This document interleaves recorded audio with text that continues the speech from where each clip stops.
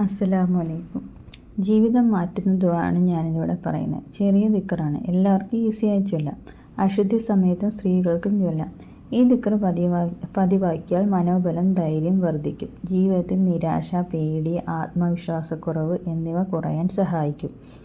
ആത്മീയ ശക്തി ലഭിക്കും. ഹൃദയത്തിൽ ശക്തിയും ഉറച്ച നിലപാടും ആത്മീയമായി സ്ഥിരതയും ഉറപ്പു ലഭിക്കും. പ്രശ്നങ്ങൾ നേരിടാനുള്ള കരുത്ത് ലഭിക്കും. ജീവിതത്തിലെ പരീക്ഷണങ്ങളും ഉപദ്രവങ്ങളും നേരിടാൻ ധൈര്യം ലഭിക്കും.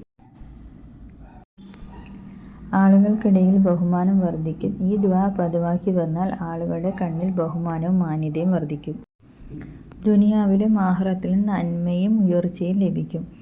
കഷ്ടസമയങ്ങളിൽ സഹായത്തിൻ്റെ വഴികളും തുറക്കപ്പെടും.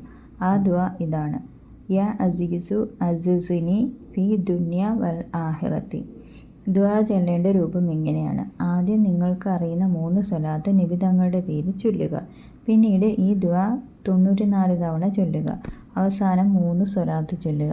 നിങ്ങൾക്ക് ഏത് സമയവും ചൊല്ലാവുന്നതാണ്. അസ്സലാമു അലൈക്കും.